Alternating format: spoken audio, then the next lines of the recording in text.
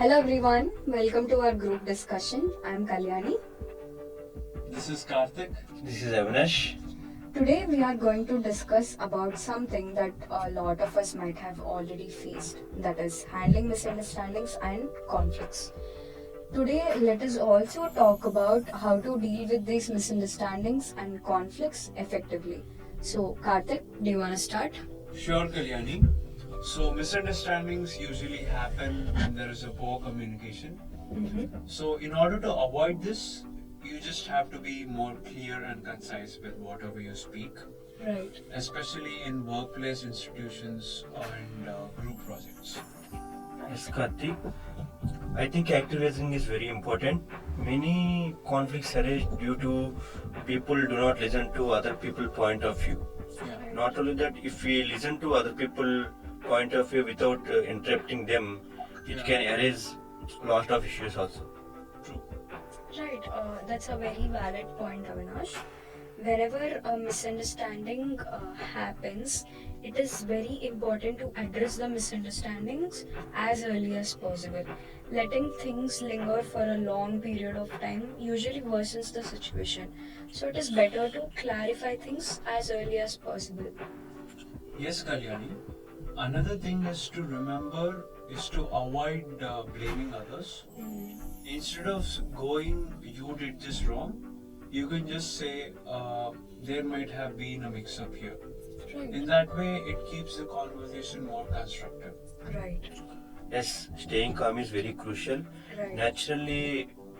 Normally people will be frustrated during a conflict. Right. Reacting with emotion will escalate the situation. Right. If we take time and take a moment and breathe in, it will make big difference while we react to it.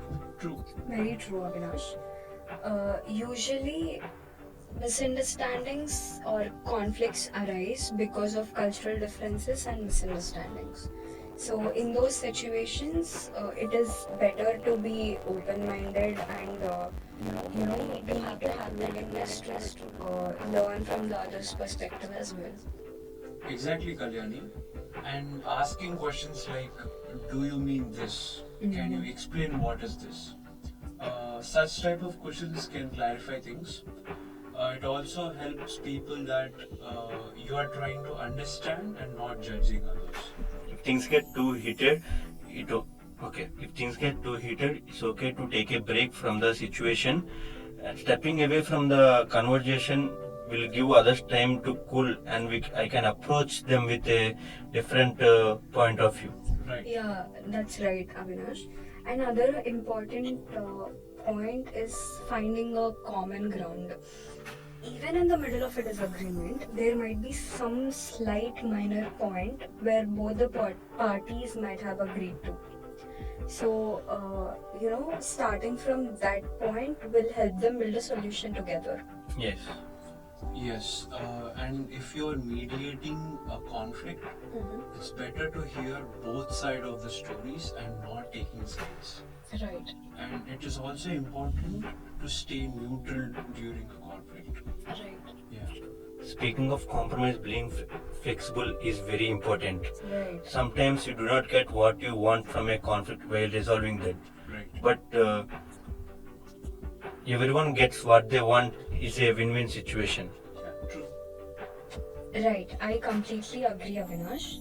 After resolving a conflict, it is important to talk about what caused the conflict.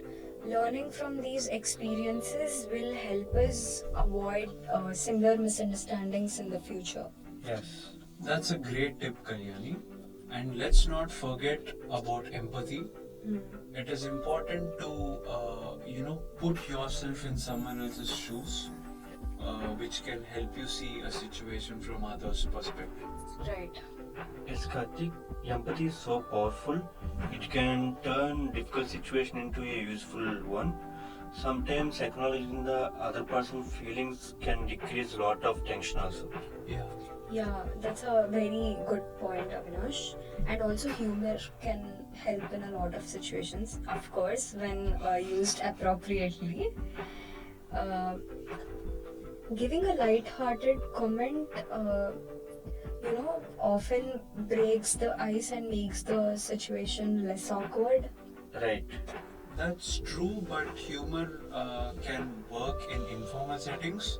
But when you're in a workplace, it's better to go in a straightforward way.